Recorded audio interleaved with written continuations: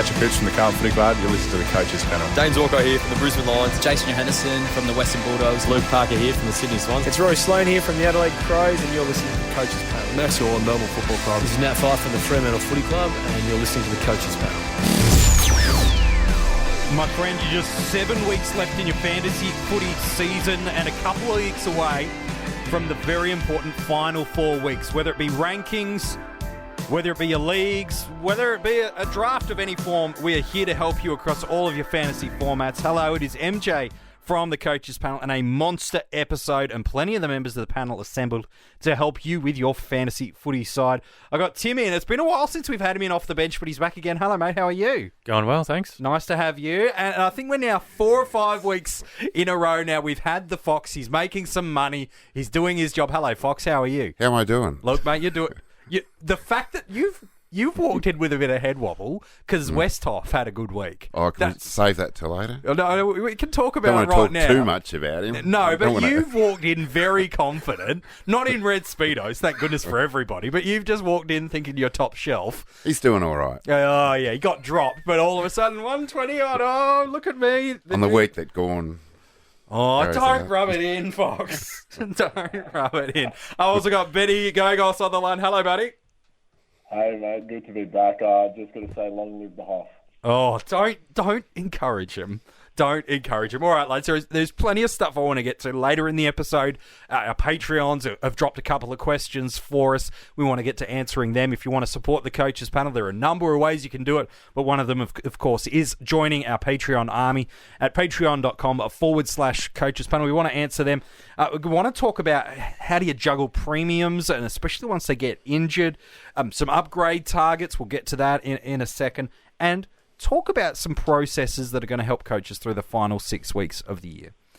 Before it, let's talk about some guys that as we enter the final 7 weeks of the fantasy footy season, and regardless of whether you're focused in DreamTeam, SuperCoach or AFL Fantasy, and I suppose it's relevant for drafts as well, regardless if your priority or focus is seasonal win in terms of your league or in the salary cap formats is rankings, you just want guys that over these final few weeks of the year are just going to brain it on the way home for you, deliver scores over and above their average, be top 6, top 8, top whatever in their scoring line. And so, Fox, in a moment, I want to get your thoughts on some super coaches. I'm very intrigued to see if Westhoff turns up in this or not. But Tim, maybe we'll kick it off with you with Dream Team and AFL Fantasy. Probably the only real player that's of any change that's probably more relevant in AFL Fantasy than in Dream Team is Dusty Martin, where he's forward eligible in that format. But outside of that, pretty much the backs and the forwards that we already have in Dream Team are relevant in AFL Fantasy too for the top line. So who are some guys in that format that not really caring about their ownership numbers either too much, but guys you go, I'm looking at their draw, I look at their fixture, I look at what they're doing right now. I think they're going to run home in an incredibly strong way. Yeah, so there's always guys who do this, and you look back at the end of the season and go, man, if I just got on that guy at the end of round 16, last 7 rounds, boom. Yeah. So if you can pick it, this is the time. Look, the first one is no real surprise, is the ultimate risk-reward pick in AFL Fantasy is Tom Rockliff. Okay. So given what he's done in the last 2 weeks, obviously the previous one didn't count because he played in the reserves, but a guy who can have that kind of ceiling is someone who could really take you storming up the rankings, but equally, he could equally get another soft tissue injury or whatever it is. He's just that kind of guy. So he could average 150 from here on. He could play one more game and get injured.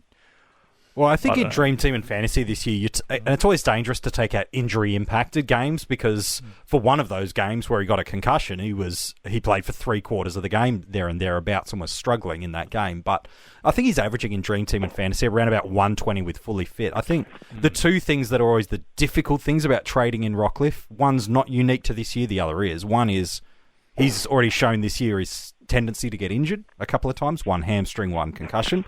The other is around... we're still yet to really see Boak, Wines, and Rockliff all play more than just parts of a game in the midfield. Are you concerned about either of those two things? I know his ceiling's there, but do either of those two things concern you about a reason to trade Rocky in? Yeah, I mean, definitely things you got to work out, especially I think they said Boak's probably going to play this week. Yeah, it looks like he will, yeah. I don't think Wines has fully hit his straps yet either. So, No. Look, that's definitely a good point. So anyway, that was just one. No, it wasn't meant to shut it one, down. It was up and rather down. if those were concerns or hesitations enough, because you're right. Like outside of Tom Mitchell's last year, Brodie Grundy this year, and the odd Stephen Cornelio moment, there's not many that have shown over the past 5 years the scoring ceiling of Tom Rockcliffe. So if the right role and the opportunity's there and he can get 7 weeks of good footy out of his body, then yes, certainly the possibilities are. All right. Who else have you got some other options there in Dream Team and Fantasy is just braining it on the run home for me? All right, the next one is one we mentioned a couple of weeks ago, and he's had a couple of good weeks, and thankfully is not on the injury report. That's Scott Lysette. Oh, yeah, nice. And so thankfully, because obviously he looked a bit proppy on the weekend, but he's apparently going to be all right. So being the sole ruck has just done wonders for his scoring. He scored nearly 400 points in the last 3 weeks in fantasy. Yeah, it's and huge. I'm not talking SuperCoach, but you'd probably add another 100 to that in the last he's been 3 weeks. So basically, if he's playing well and if Port are winning like they just did, then that isn't likely to change. He's going to stay as the same ruck.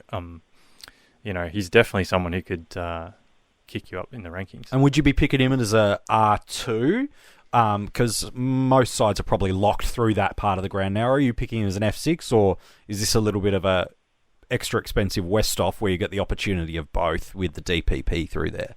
I'd probably take him as an F6 because you're more likely to be able to use that as like a rotating bench. Sure. I mean, if you don't have a full 22, you could probably easily squeeze him in at F6. But if you've already got 22 premiums and you've got enough money to get another one, he's probably a very handy F6, pushing your worst forward down to F7 with a link in the midfield, something like that. You could basically cover mids, forwards, rucks with one position. I mean, nice. That's a luxury most people probably don't have quite yet, I would imagine, in fantasy, but that sort of thing, unless people have got Gawn and something happens between here and the weekend where he doesn't play for some reason. Yeah, well, the news about Max Gawn came out Tuesday evening that he's started doing some rehab this week. They're expecting him on Thursday morning, and if he can get through training through there, he'll probably get named, and then it's probably mostly about how he pulls up from Thursday's main training session. So he's no guarantee to play this week. Like other clubs have come out and said, like a Lockie Whitfield, the Giants have said he's coming out to play.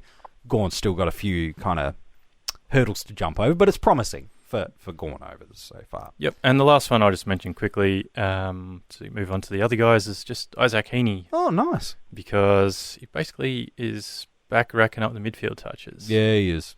He's not the lowest of ownership guys. No, he's not. But in terms of average, pump he's and scores, clearly in the better role and better scoring than he has been for chunks of the season. Yes, it has. And there was some sort of concern that, with Menzel out of the side for a while there and Buddy out for a little while, that maybe that would kind of impact his scoring. But you're right. I actually don't quite mind what the Swans are doing at the moment. And his last 4 games, he's had 28, 23, 25 and 33 touches, which is... He hadn't had over 20 since round 5 before that. No, and their scores are 114, 93, 114 and 118 in Dream Team and Fantasy through there. So that's consistency that he hasn't really put on for big chunks of this year as well. Yep. So, and that's with Buddy out, and he's hopefully back in a couple of weeks anyway. Yep, no, it certainly is. All right, well, there you go. There's just any others there, or they're kind of your top 3 you've got away for us through there. All right. Yep. I like that. Let's pivot away and Benny, I'll get some thoughts for you across all the formats in a moment, but let's go to the SuperCoach specialist in the Fox. You've got some names that on the run home you think we could be targeting, regardless of, again, formats or drafts. These are guys we could be trading in for into our fantasy footy sides in SuperCoach. Start with my bestest. Oh, wait for it. Right, my bestest would be a bit vanilla, but... Westhoff isn't vanilla. No, McRae. Okay, nice, okay. He would be the one that I reckon he's going to go huge. He's got... he has been the past month, hasn't he? Yeah. Well, he's going to go even huger. If Silvani can get 109 against Melbourne... Oh, here we go. McRae's got Melbourne this week. Yes, he does. So what do you reckon? Well... 189? 209. Let's not get carried away, but I definitely think the current role that he's got with the Doggies is they've got a real solid midfield three now of Bontempelli, Dunkley, and McRae taking large chunks of centre bounces along with Timmy English, and they actually look really good. Like, no surprise that they're actually winning games and staying in games longer, because that midfield three, geez, that's a pretty good top-line three midfielders. And everyone's getting the points, so isn't it? Yeah, it is. Yeah, Hunter's Sam getting some of the ball. getting Lloyd's points. good up forward for him.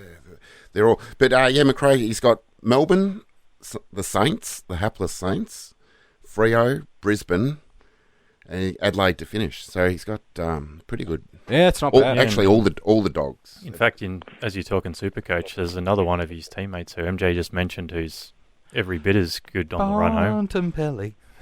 Yep. Yeah, he's my next best. Okay, there you go. I was You waiting stole for it, my and I'm like, thunder. oh, You stole my I just figured you would have mentioned him. It's Called a Tim, segue, Tim, mate. Tim, We Tim, work Tim. in... It's a radio studio. It's a natural segue. It's fine. No, I'm glad we're on the same page. Oh, good. Okay, so McRae and then into Bontempelli for the same reason. Yep, and a plethora of a pack of dogs would be the correct... For two dogs. Double dogs. Yeah. So, and I'd also like the Crows. Okay. Although I didn't like them... I don't think anybody liked them last the other week, but they've got a good run. They do? Now, if they can't, put some decent scores, like Sloane and Matty Crouch. Yeah. If they can't put some decent scores, they got Gold Coast, Essendon, Carlton, St Kilda. It's a the decent next four. That's as good a next four as you can almost. Well, get, you'd almost isn't it? ask for Melbourne, and that's about as easy as it could get for you, unfortunately. But yes, it's a very tidy fixture. Yeah. So Sloaney and Crouch. That'd be my mids that I'd go through. Do you want any other positions? Mate, the floor is yours. If you've got something else for us. I'll just touch over those. Okay. I do like Sicily. You like the Sicily. I do like... It's a good time to buy him. Last week was the perfect time, but now it's still good. No, well, he hasn't gone up that much. He's still very, very... Still very cheap. Very, very achievable to gain with that, low dollars. Yes, it is. So he'd be the one in the back line, because I imagine everyone's got Lloyd, Hearn, those sort of guys. So, yes, sick dog, as long as he keeps his head in the right focus. But didn't he play all right? He played very well last week against Collingwood, but to be fair... There was a lot to like. He was very, very good, but the delivery to the Collingwood forwards was atrocious. I'm not making eye contact with Tim for fear of making tears come out of his eyes. That was some of the worst forward delivery I've seen all year.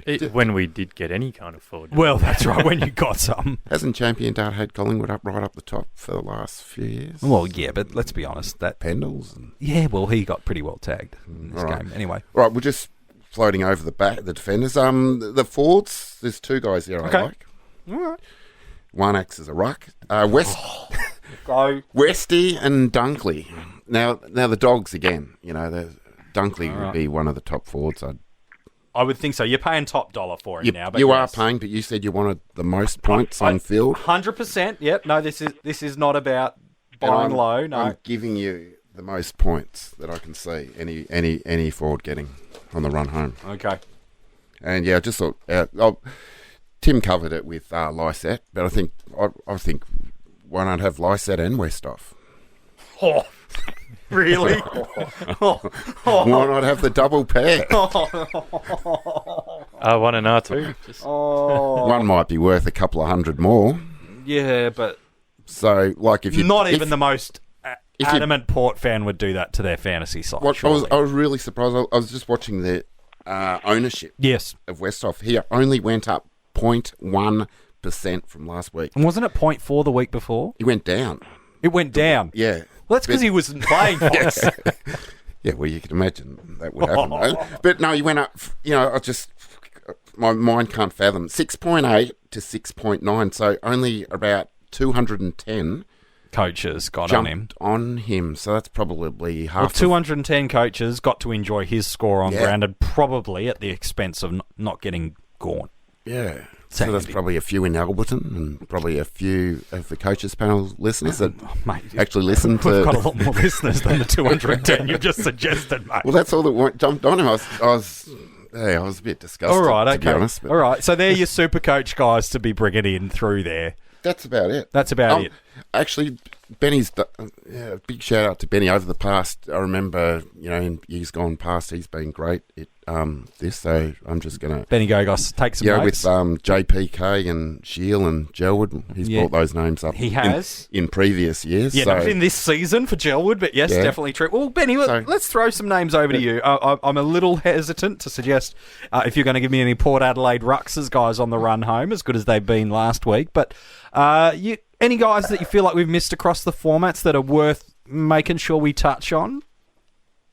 Yeah, mate. Getting a little bit of a wrap up there from old Foxy. That was very nice of him. I'm not sure he's super accurate in that behalf, but I'll try my best. So I'm quite keen on fixture lists that demonstrate to me, or they give me clubs that I don't think are going to put their players in for early season restings. And primarily I'm looking for teams that want to be winning a flag in 2019, that also have fairly strong fixtures. So one of the teams I'm looking at is the Collingwood Footy Club. They've got a somewhat difficult fixture coming up over the next fortnight, but then they work into Richmond, Gold Coast, Melbourne, Adelaide, and finish with Essendon. That's a really strong 5. That's going to be a 5 that's going to put them into a lot of form, you would hope. So I'd be loading up on guns from the Collingwood Footy Club. You've got to be looking right now, and you've got to be thinking to yourself, we were talking about Isaac Heaney not long ago.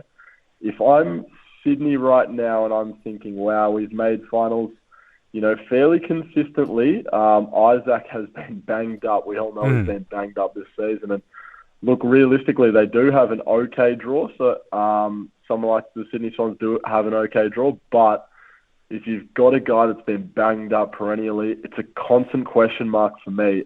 The other thing that I want to be floating out here at the moment is I want guys with really high upside if we're talking about getting the best of the best. Now, I don't think, whilst we're talking about who is going to be the best player here, I don't think we should be shying away from value. So, maybe Sicily's one that's sort of been thrown up. There's quite a few guys. There always is quite a few guys that are going to throw up a lot of value to them. So I would be looking at value guys. But if you're hunting the fixtures right now, look, I'm liking Collingwood. I'm not hating on Richmond either. So they've got Melbourne and Carlton round 19 and 20.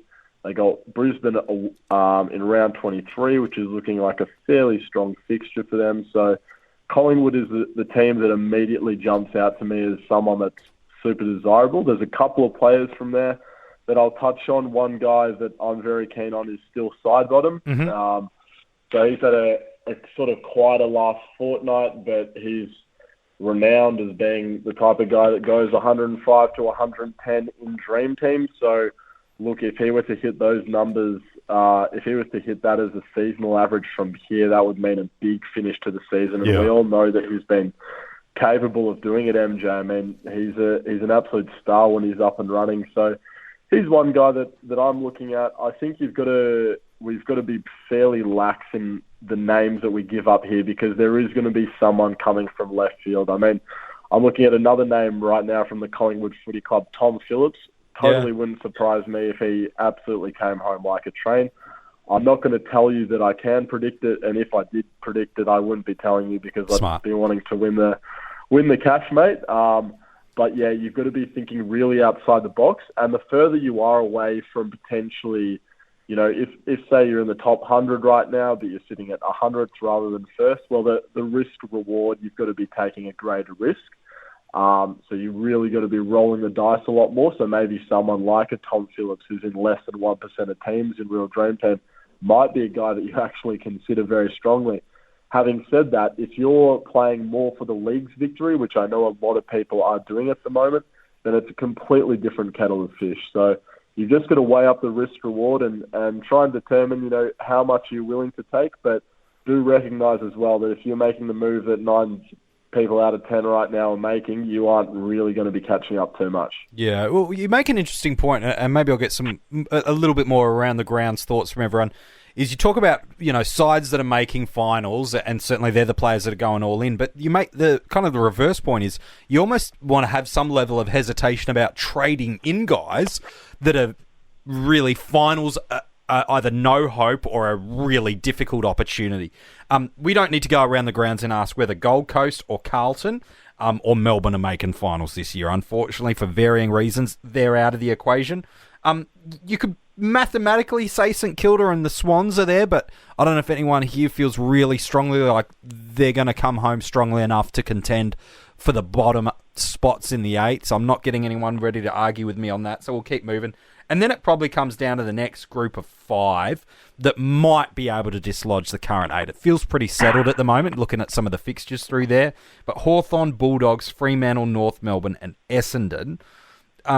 Essendon's just out on percentage. Any of those other 4 sides, would you feel nervous about trading any of their guns in, knowing that they are a couple of wins outside of the 8 right now? Or would you put a line through any of those teams yet? Or yeah, well, I think firstly, Hawthorn's not really a serious chance, mate. They've only had 6 wins for the season.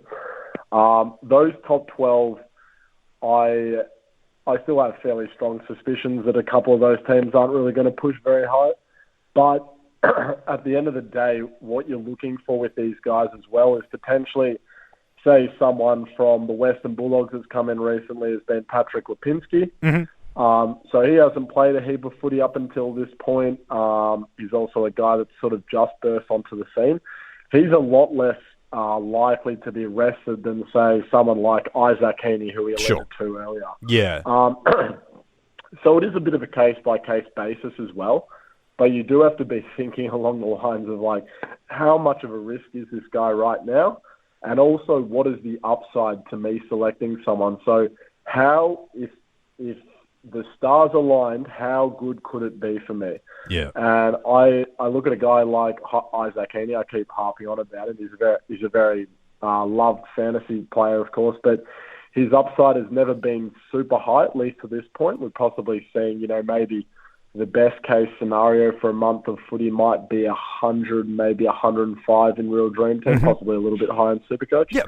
But we're really aiming for maybe like 110, 120, depending on the position right now. So you've got to be really taking a risk, and that's why I do see certain players from certain teams that are in very low percentages of sides, and I'm thinking to myself, hey, if I had the trades, and MJ, I'm going to let you in on a little fact, I don't have the trades, but if I did have the trades, you've got to be excited by some. But it's going to come down to the personal opinion of everyone, because I can tell you right now, I'm not going to nail 9 out of 10. I'm going to nail 1. Who knows what that 1 is? But if you can nail 1, 2, or 3 guys that no one else has that goes 120 plus from here, you're right in the running. You can still make up a lot of ground in the last 7 weeks. All right, there you go. I love some of those thoughts and reflections across all members of the panel while Ben goes and dives quietly into the corner.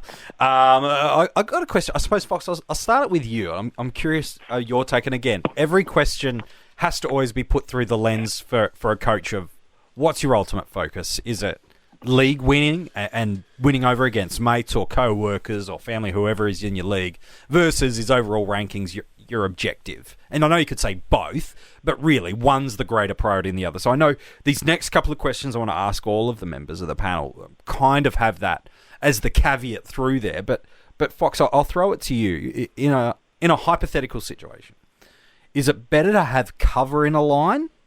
So a solid bench playing emergency. This is more for salary cap formats too, by the way. In drafts, obviously, it's fine. Is it better to have cover in a line or to upgrade an on-field premium, I suppose at the cost of not having cover in that line? I like my cover. Okay, why is that? Talk me through why you like it. I know this week coaches that had cover in their ruck line, either with Westhoff or the 30-point potato of Zach Clark, got themselves some extra points on field than they probably would have otherwise. But talk me through why you like cover and why you hesitate to make an upgrade in that line at the cost of it.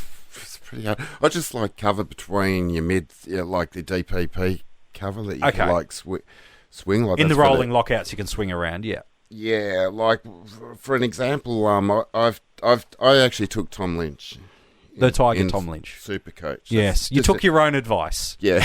I don't know how many. Oh, a few people did, actually. How unlike fantasy podcast people taking our own advice, hey? Look at us go. No, but it would have been easy to go a rookie. Yes, it could have. At a bit less. But it's about points on field. I think Tommy Lynch is going to be good to... Okay, let's not talk about Tom Lynch. To swing in with Westhoff, Right.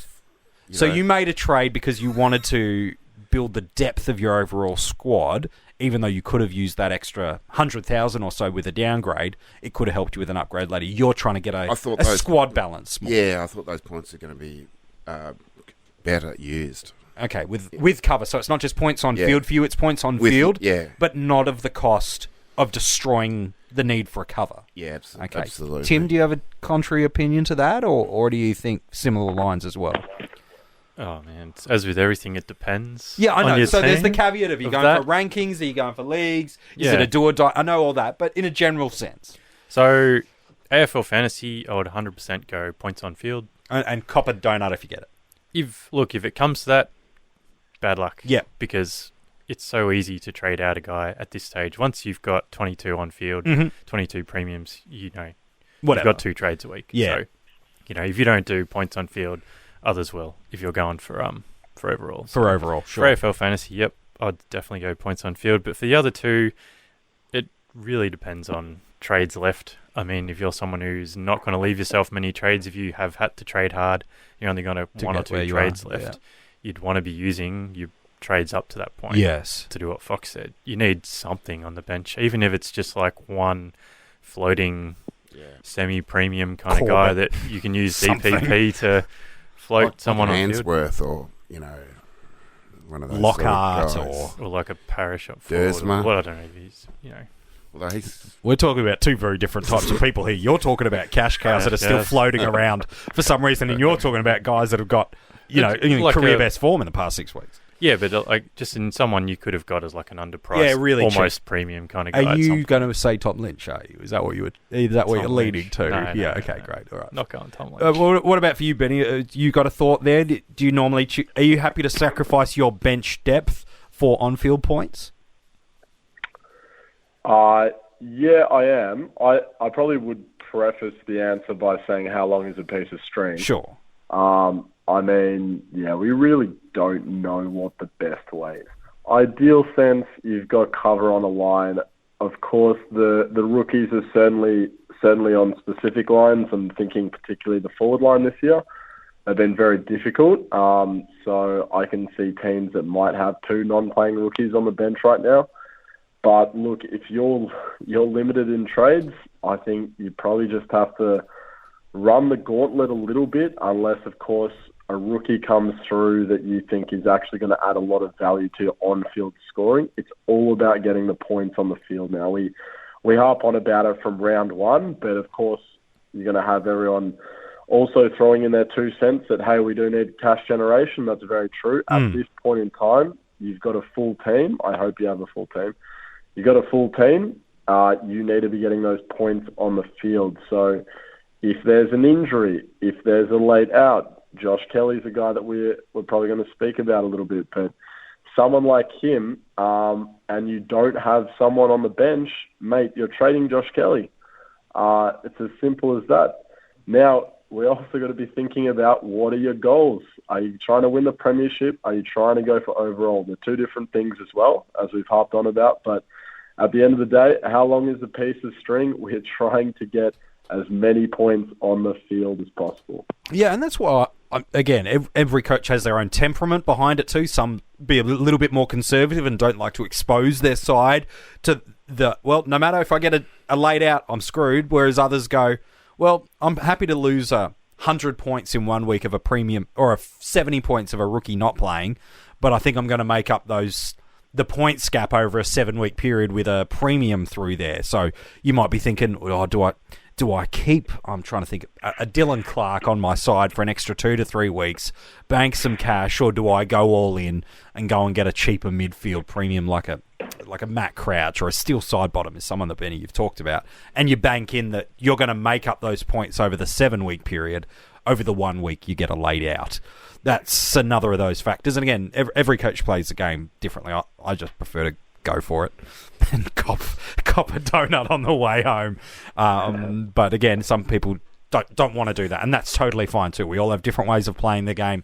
There's so many different ways of all of your formats that help you get the overall success. There is right and wrong, but there's so many different ways to get to the ideal results. It's your risk appetite. Yeah, it is. Exactly what you said just then. Your appetite is to try and take advantage as much as possible now, knowing full well that the likelihood is it'll burn me on the back half. Absolutely right, but you're also playing the highest upside potential. So, the potential is when you get lucky, you're actually not going to get hurt on the back end. Most times you will. I say that because I'm already getting hurt, mate. So, yeah. I'm very much in that space. So, but it's the most, it's the highest potential return. It's the least safe. So that's why I keep talking about it, but I'll keep harping on about it till I'm red in the face. If you're trying to win the league right now, it's a completely different outlook. You're conserving trades. You're trying to hold them for the finals. As long as you're making the finals, that's completely fine. You can throw a game or two and you're still right in the hunt to win that flag. All you have to do is turn up for the last couple of weeks. Yep. In overall calculations, you have to be gunning it every single week because the value of round 17 is just as high as round 23. No, that's fair enough too. All right, well, hopefully that helps you. If you're a little bit unsure between should you have upfield, upgrading on field at the cost of your cover or vice versa, there's some thoughts from different members of the panel. Benny, while I've got you, you mentioned Josh Kelly. Let's talk about him, and I suppose the next question is, when we've got now 7 weeks left in our fantasy footy season, potentially less, depending on if you're going for a league focus and your league ends ahead of time for that. But what do you do when a premium like a Josh Kelly is now missing from a third of the season or more at this point in time of the year? So I guess the question is, what do you do when a premium misses 2 weeks this late in the season? Is it a guaranteed trade no matter what? Or is it, again, got to be filtered through the caveats of focus, trades remaining, priorities, etc.? It's only going to be filtered through one thing, and that's focus. So, if you're trying to win the premiership, then I think you can possibly, and you don't have many trades left, I would say hold on to him. But really that feels very wrong and that feels like unusual circumstances. If you're going for the premiership, you should have a few trades left. So I'd probably be trading. If you're going for overall, there is no question, MJ, you were trading this week.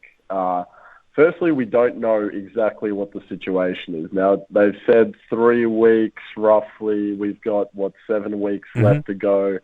We know that can drag out to being 4 weeks. We know it could drag out to possibly being 5 weeks. We've seen it with Lockie Whitfield. We're seeing it with Tom Lynch, actually, a surprising development. Yeah. He's a guy that was quite a unique player that's really added a lot of woes to his owners. You sound like one of them. Yeah. Oh. No, I was lucky. But Josh Kelly, yeah, so I'm looking at him. And the other thing you've got to be thinking, right, is how can I make this really advantageous to myself? So what is the good thing about Josh Kelly now? Well, he's just gone through an insane run of form, and guess what? He is just about the highest priced player in almost every competition. He's worth a mint. I'm looking at 836,000 in DreamTeam right now. So you can potentially go down to just about anyone, make up 100 or even more thousand, and then fix or facilitate an upgrade in another part of your team, or potentially get bench cover. Say you're looking at someone like, I think Travis Boak's probably going to play this week, but maybe Travis Boak wasn't playing. You've got a DPP player, and you can potentially move a Brett Bewley to someone who's sitting around the 500,000 mark, and you're saying, well, I've got a guy now that can cover 2 lines, and he's going to help me save the Travis Boak donut. I don't mind a move like that so much, especially considering how many points it adds to you right from the get-go. So I think one of the points that we really need to be harping on about, and one of the things that our listeners should be taking out of today's discussion is, like, we need to be getting the points now. There's no point waiting around, especially if you're going for overall. Of course, the leagues is a different situation, but I don't know exactly what the discourse has been. I've had a fair bit of work this week. I don't know exactly what the discourse has been, but I'd be very surprised if it wasn't trading Josh Kelly this week because, you've got a guy that's 3 to 5 weeks. He's at 836,000 in DreamTeam MJ, and I'm sure he's roughly the same across the format. Yeah, AFL Fantasy is well over 800,000, around about 620 in SuperCoach, which is on the upper echelon in that format of price points. Yeah, different price points. So, to me, it's a bit of a no-brainer. I know that there might be a bit of difference between the fellow coaches panel members here, but from my point of view, I don't think you can hold a guy that's that expensive if you're looking to win it all. All right, Fox, is there a world you see yourself holding Josh Kelly? All right, I'm just going to look through my world. Okay. All right, so there's seven games to go. Is that correct? Yes. And GWS, the medical staff that have said Whitfield's going to be out for so long, and he's been longer. Long. Yes. And the same one that said Deledio last year would be out for so long. It was longer. Almost never came back. Yeah. I know because I had him. So they're saying 3, are they? They're saying 2 to 3. They've come out Tuesday and said 3 weeks with a calf injury. That's all they've said. Right. So they said could be plus or minus 1. Yeah. Well, you wouldn't think it'd be 2-week calf injury. Yeah, that's like hearing a 1-week hammy, hey? All right. So missing 3 out of 7. 3 of 7. Creeping up to 4 over 7 in a ratio 4 to 7. That's over half. Yeah. Of the games left, 4-7, 4 into 7 is. He has 4 of 7 available if he misses 3. Yes. Yeah, get rid of him. God, that was the worst bit of maths to just sum up what Ben did. No, get rid of him. Okay. Have you seen who they play in the last 4 games? Here we go. I just say their last 4 games, they're playing all teams outside the 8. They've got Sydney, Hawthorn, Bulldogs, Gold Coast. Yeah, that's pretty tasty. But I also don't see a reason to rush him back in either. That's true. That's true. Probably depends on where you're at. If you got really good cover, like he's the best mid. Yeah. Like, Look, there's no midfielder that's been as consistent as him this year. In terms of his ability to do what he's done week in, week out. Problem is he's missed a lot of footy this year. This is the second time he's been out injured this year. That would be your only hesitation. But GWS would desperately want to get a couple of games into him pre-finals because they are a genuine top 4 chance. They need a bit to go their way, but they're a genuine top 4 chance. Yeah, I tend to agree. You'd have to trade him out. Trade him out. But would anyone trade him back? Would you trade him back? Yeah, well, that's what I was going to say. He'd be very unique for such a high-scoring guy in these last few games with that kind of fixture. You'd just be paying through the fucking nose for it. I'd do it. If I was in a league and I was that far ahead, I'd just knew you were safe for finals. Yeah, I'd just keep him and just provoke my opponents by just saying I've got him sitting there. So if you had someone like a Dylan Clark, maybe a Rowbottom's had a good run of form at the moment, maybe you jumped early on a Dunkley. I know AFL Fantasy jumped on him a fair bit this week with the weekly price changes through there. Would you, in those formats, if leagues is the priority, not rankings, go, I'm just going to stash him away. I'm just going to keep plugging away and building my squad. I know my final spot in the top 4 or top 8 is guaranteed. Would you be a bit more than you'd do that if that was your focus? But I'd let my opponents know. You'd let him know he's there. Just let him know that he's there. 2 weeks away till this boy returns and I'm going to wipe the floor with you. I do like a bit of Fox trash talk. Yeah, no, I think you do have to hold. I think one thing that probably I was thinking about when Tim was talking a little bit was if this happened 10 weeks earlier, if we had a guy that was, probably the highest priced player across the competitions, who was injured for a minimum of 3 weeks, I think that's a fairly safe estimate. What would you be doing? I know I wouldn't even think twice about trading, and I think the community roughly would be thinking the same. So what has changed now other than a limited number of trades at your disposal? Yeah, that's the variance that kind of gets into play. And everyone has different ways and approaches of getting to it for sure. But look, if I was a Josh Kelly owner, which I'm in a couple of formats, he's gone for me. I'm trading him. That extra 150,000 that he could generate you, if for whatever reason you still find yourself that one trade short, maybe you're still lagging around with a a Brodie Smith kind of still stuck there, or maybe you're desperately trying to upgrade an Oscar Baker off your bench to something, that extra $150,000 could be the difference between completing your side, going down to a side bottom, a Crouch, so many guys that are still relatively cheap in the midfield. Throw that extra 150k plus whatever you got in the kitty, and all of a sudden you should be pretty close to a completed side. So I'm pretty tempted to make that trade, and I will be making that trade for me personally, but you don't really give a stuff what I'm doing anyway. It's just fine. Last question that I want to throw out to the panel before we get to the Patreon's questions, and that is around what do we do, and maybe I'll start, Tim, with you on this one. What do coaches do? And again, I know there's the variables, but in a general sense, what do you do with guys that have absolutely been nowhere near what we'd expected them to be this year? There's two guys I can think of. I could probably list 20 names, but probably the two that are most frustrating coaches would be an Angus Brayshaw and an Alex Witherden. We paid pretty much a premium for them. They both had great back ends of the year, but we were paying pretty heavy price for them at the start of the year, and did okay in the first couple of weeks too of the year. Neither of them were terrible in the start of the year. But are we now at that luxury point in the season where we need to start looking to move these guys on, even if we haven't got a completed side? Or if we do have a completed side, is it worth the one or two trades to get them out of our side? Because, to be fair, they were value a few weeks ago, and they still have upside. But gosh, I'm struggling to see where the upside could come from, because it's just not working for us at the moment with those two guys. No, that's right. Sort of just banging your head against a wall all season, isn't it? If you own those two, you'd be like, come on, it doesn't make sense to trade him out this week, surely. Nope, did it again. All right, next week, same thing. AFL Fantasy, you got to get rid of him. No matter what? Yeah, I'd get rid of him. Okay, so if you still had like a Griffin Logue on ground in AFL Fantasy, you'd still be getting rid of Brayshaw over upgrading him? That'd be an unfortunate situation. If you find yourself in that position. But you're saying you'd still do that. I actually don't mind Logue this week. Defenders against Hawthorn are pretty good options. But anyway, play on. Geez. Look, if you got that, you probably would trade Logue because he's, back-to-back low scores. Yeah. But not much off Gus Brayshaw's, though. No, that's right. I mean, you just have to look. Who could you get Logue to if you upgraded him this week? With the cash, sure. Compared to who could you get Witherden or Brayshaw or whoever to with the same cash?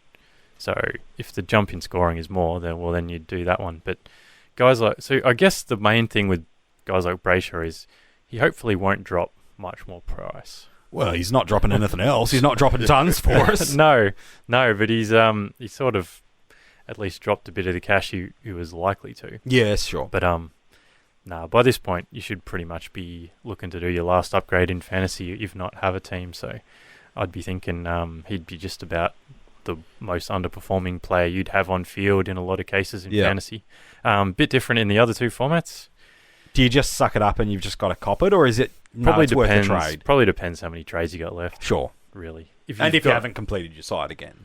Yeah, basically. Well, look, even if you completed your side, but you still got, 4 plus? 5 plus? Yeah, 5 plus, I'd trade him. I'd upgrade him. I would definitely do everything, trade hard, get him out. It's just his time on ground is low. The way he's being used in the midfield is nowhere like it was last year.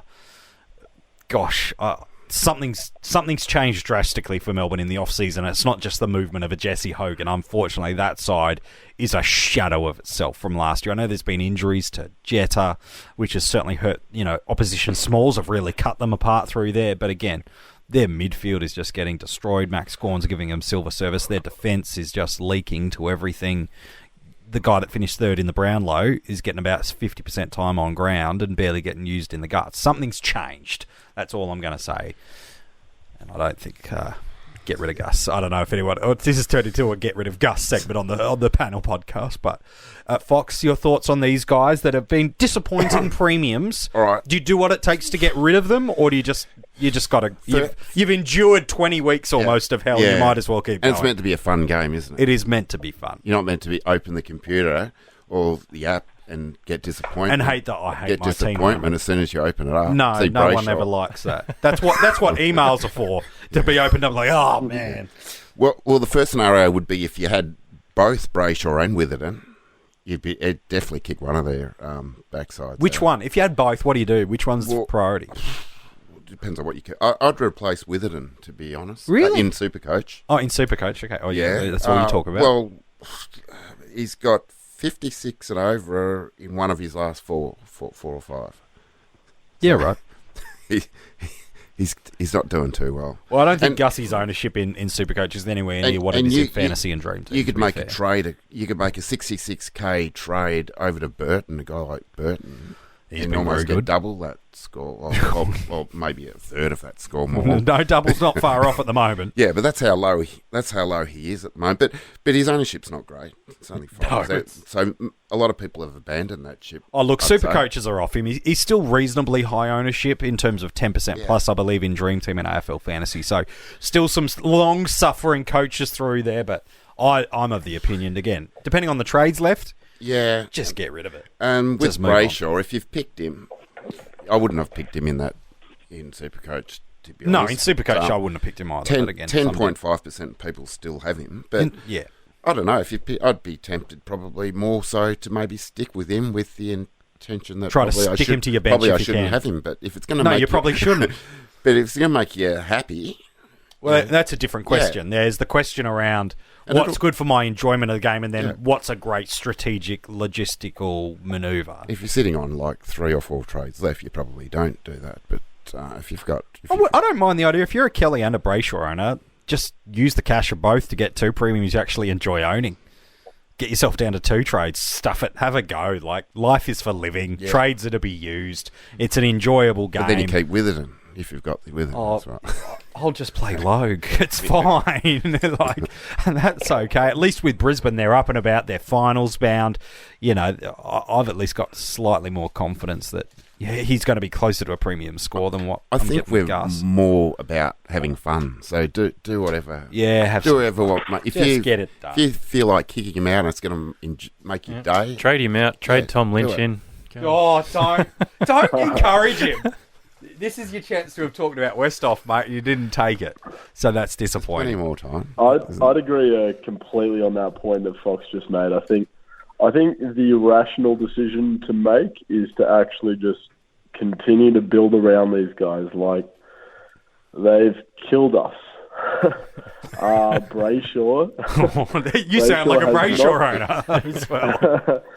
Brayshaw has not gone over 91 in Real Dream Team and AFL Fantasy.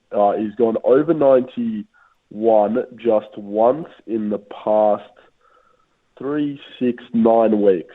So he's had one ton since his round 6 ton against the Tigers. Look how miserable he sounds. Benny sounds. Benny's heartbroken. That's the sound of a man that is waiting for the trade period to arrive.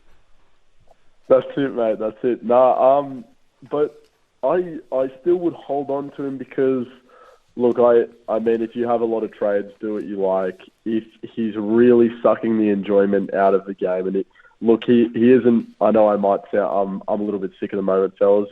He's not exactly making me too depressed, to be honest with you. But if he was really making me very upset, then I would pull the trigger. But look, I think, if he's not scoring a 0 every week, I think we're going to get enough trauma at the back end of the year that those trades are going to be able to be used more wisely than upgrading guys that you just hate to look at in your team. But like I said, this is a game. This isn't life or death, so enjoy yourself first. And if he's really taken away from your enjoyment, well, give him the flick.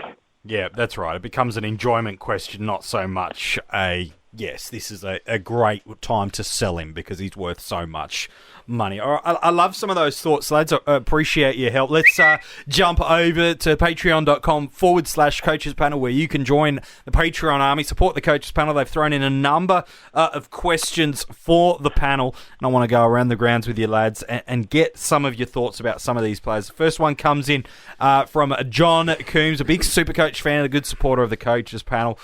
He would like to know options or advice. Maybe we'll start with you on this one, Fox. In SuperCoach for Marty Hoare. He's out for pretty much the rest of the year now. He's valued at just under 360,000. Is there some options that we could be looking at through there in our backlines that might be worth considering? Or Right. who have you got? He's a trade. He's a trade, He's yes. dropped money. He's done his PCL or shoulder. Collarbone, I think it was. He's done something. He's out for the year, there and there. All right. Earlier, I think I mentioned Burton. You did? He'd be about similar. What would he be in price? Ryan Burton in Just Supercoach. over 400, I think. Yeah, so you got to spend a little bit of cash to get there, about 50k to get you there. If you haven't got Sicily, I'd try and get that grow. He's only like 20k more Than Burton. He's still low, Sicily. Yeah, he's 437. So you need about 80k. This is the week. If you want to get Sicily, this is the week to jump on. If you got 437, spend it on Sicily if you haven't got him. Ryan Burton's only owned by 1.5%. Rids was pretty. He's very big keen, on him. Very, very keen on him. Luke Ryan's a top 5 defender, and he's 467. So again, you need a little bit over 100 odd K. Yeah. I don't mind that as an option. Crisp is 470, but again, I think Sicily's certainly the P1 choice to go through there. If you were looking for your unique option, would you look at anything crazy like a Savage or anything like that, or is that just getting too stupid? I wouldn't go under Ryan Burton. Under Ryan Burton, I wouldn't go anything. No, Savage is more expensive. He's 391. Yeah, I wouldn't go there. Okay, all right, fair enough, too. Look, To be brutally honest, no. No, I'm just throwing names into the mix to kind of help us out. All right, we'll throw this question out. Maybe we'll throw it over to you, Tim. It's from Big Mal down in Tassie, great long-time supporter and friend of the coaches panel and a Patreon. He says, "Hello, lads. What do you think of recent rookies that have been dropped like Naish, Bewley, Baker, and those that are still playing?" Chol, maybe for this, maybe he's about to get dropped with Jack Riewoldt back in. Cameron and Logue, regards to getting back or holding their spots in their respective sides. His question is, really, which ones would you rate highly to have the best opportunity to stay in his sides? I think he's kind of looking for what we talked about earlier, some guys that he thinks is going to have some bench cover for his rest of the year. Yep. Well, how's Cameron's job security at West Coast? He seems to have had a while Petrocelli's out, injured, I think he's going to get games. So how long's Petrocelli out? Oh, you'd have to go check the injury list to be exact, 100% sure. But so basically, however long he's out for, that's the job security of Cameron. I thought didn't he get dropped? No, Petrocelli got injured. Okay. Yeah, that's why he's got into He's the a test this week, Petrocelli. Yeah, so it could be as early as this week he's dropped. Look, the one thing that Cameron's got over some of those others is he does have mid-forward DPP. So that could be that opportunity to open up some moves for him of most help probably in the rolling lockout forms of Supercoach and Dream Team. I don't see a world where Griffin Logue, if he's fit, doesn't play for Fremantle for the next 7 weeks. I think they've got to get games into him. There's no Alex Pearce. They need that extra defensive tool. I think he's clearly going to play for the rest of the year. Yep, and I think we spoke about that a couple of weeks ago on the pod too. That yeah. Scoring aside, his job security seemed the best. Yep, I think so. Nick Hine seems decent for the Saints. Yeah, and look, he'll pick up forward status at the end of this week in AFL Fantasy at their next round of DP editions, so that could be handy for you too. Bewley's not in the side at the moment. I can't, maybe they bring him back. Yeah, Naish, I wouldn't. Naish, I don't. Not that. I think over the past couple of weeks, the Tigers have had 6 big names come in. It looks like Jack Riewoldt's coming back in, which could be bad news for Chol. Nankervis isn't all that far away either, so which is great cavalry for the Tigers and their shot at top 4 because they're a lock for top 8, no doubt now. But yeah, I don't think Chol and or Naish have. Well, Naish, they'd need another set of 5 or 6 injuries to get him back in the side. And Chol, the only reason they'd pick him is if they don't like the idea of wanting one solo ruck and now they can't use Sean Grigg. Yeah. Actually, to ruck be honest, number I 2. don't mind the job security of Quaynor for the Pies. He played all right. Yeah, he did. And I know the Pies have got a couple of guys in his position, but they're still a few weeks away, I think, in Langdon and Hoare. And if he plays well, I don't know that... I think they would try and keep him in if he plays all right, but he's probably a premium price, so you wouldn't own yet anyway. You're not getting a heap of value there. Look, That's you can go right. and check out coachespanel.tv because there is a listing of all the guys who are on the bubble in Dream Team and Supercoach this week and have really strong break-even. So if you want to look at least from a pure numbers perspective, who's making some money for you at the moment, not just who's got good job security, go and check out coachespanel.tv. That'd be my thoughts through there. Good luck to you, mate. I hope that goes well. Louis Fryer, again, a great supporter of the coaches panel. He's going to suggest a couple of names, an AFL fantasy question. Look, I'll throw it over to you, Benny, because why not? I'll throw. He's got a couple of scenarios and combinations. If you really want, I can go into the history of the clubs in the last 3. Louis does his research. That's certainly something that's there. But he's got 3 pairing combinations. I want to throw it. Who do you think is the best pairing? This is it. Toby McLean and Elliot Yeo. Option 1. Shannon Hearn and Lockie Hunter. And then the third option is Jones, as in Zach Jones, and then one of Bontempelli or Neil. Which of those pairings do you like? First glance, I like the Shannon Hearn and Lockie Hunter one. You like the Hearn and Hunter one? So, yeah, just purely because I really like the West Coast fixture list for defenders. So they're finishing the season with Carlton, Adelaide, Richmond, and Hawthorn, a Final 4. Hunter's someone who perennially does quite well in the run homes. He's just a guy that when everyone gets a little bit more tired, he's the type of bloke that continues to run. So I quite like him. He's in decent form. He's coming off the back of 120, so didn't do so well the week before, but it was very difficult conditions for someone of his skill set. The next 3 games he's got at Marvel Stadium. He's got a 4th game at Marvel as well, and the next 3, Melbourne, St Kilda, Fremantle. That's 3 I really like. So, yeah, those are my picks. I don't really like Zach Jones. I just think, obviously he's had an okay season, but not super invested in Sydney's run home, and just think there's a couple of question marks over some of these guys. If you can try and get 2 premiums in, I'd much prefer that over one guy and one sort of breakout mid-pricer type. But having said that, with only 7 weeks to go, it's kind of like flipping a coin at this stage, MJ. So I've given my best answer, but good luck whichever way you go, mate. All right, fair enough too. And then there is a question from one D. Greenwood that we might just leave alone because I know who that young man is, the Fox. So we might leave that tribe absolutely alone. But Craig Dunlop, he's asked a SuperCoach question, so I'll throw it over to you, Fox. But I hesitate because there's a name that I just feel you'll hear this name. I'm ready for a name. And you'll just say yes, no matter what, because there's a name that's included in the question that you won't be able to say no to. Here's the question from Craig Dunlop, a great supporter of the Coaches Panel. He said, first, thanks to Rids for confirming I should bring in Rowan Marshall when he was on the bubble. Second, help. He's got 2 trades left. Gee, he needs help. He's in Benny Gogos territory of trades remaining. Absolutely. That's where he is. But here's the thing, in SuperCoach, he's got Angus Brayshaw at M8. And he took a donut last week because of Gawn.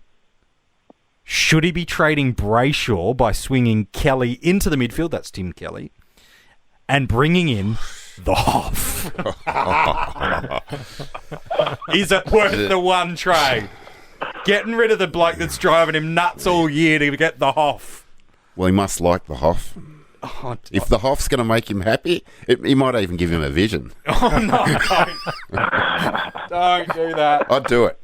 Just do it. I'm going to ask you, Tim, because I knew the moment I mentioned Westhoff, I could have said... Now, imagine what you can do with Westhoff, his name's Brody Grundy. Would you trade him? Yes, to the Westhoff. It's fine. No, Westhoff covers both areas. Who's he got as his... No, he's going to move Tim Kelly into the midfield, get rid of Gus Brayshaw, and all of a sudden, worst case scenario, it becomes Brayshaw for Westhoff. I don't want to do that headache to myself. I just feel like I'm asking for different pain. Yeah. Well, if Westy can cover both he does, positions, and especially with Gawn where he copped the donut, even though he's got 2 trades left. No brainer. Do it. Leaving him with 1 trade left, Fox. Do it. So you're trading at a guy who's not injured to leave him with 1 trade for the last 6 weeks. He doesn't like Brayshaw. No, does he like scoring zeros? Oh, no. We copped Gawn for it, so it's fine. All right, appreciate your work. Definitely do it. Definitely do it. I hesitate to ask anybody else. But, okay, yeah, that's fine. If you wanted any visions of players, we keep getting direct messages off Twitter, Facebook, Instagram all the time of people going, you've got visions. Just for the record, Fox just showed me something that I never thought I'd see. Relating to that question. And all it had was a giant bomber logo and the words that No, 421, 600 on my bench. in Dream Team. It was one Sean Kernan that you've got visions about. He was good on the weekend. He was rucking against Aaliyah, which certainly is not the most difficult ruck pairing that he's ever had to go up Wasn't against. easy to do, MJ. I feel really filthy and dirty. Well, you for doing should. It. You should. You can't believe how Oh, how bad I feel. but you got a ton out of it, so it subsided. Look, Essendon played North Melbourne this week, so good luck with old mate McKernan over there, mate. All the best with that, and Thank you very much. You've had a vision. You're building your side with McKernan, Westhoff. Do you own Dom Sheed this year? I did earlier in the year. You're a Made some disgrace money. to your own name. That's what you are, my friend. It's nice to have you on the episode. Tim, as always, a pleasure. Cheers. And Benny Gogos, as always, mate, appreciate your help. Thanks, mate. If you want to go and check out this episode back again or some other previous episodes over the season, you can go and check that out at podcast, at iTunes or at Spotify. Make sure you subscribe so as soon as it gets live, you get it straight notification to your device. And if you want to keep supporting the coaches panel, you can go and check out the Patreon and find a tier that works for you, and you can play your part in supporting the coaches panel. Over these last 7 weeks, and especially this week, I hope your captain fires, that you nail all your premiums and that everything goes your way. And from all of us here at the coaches panel, well, we'll chat to you soon.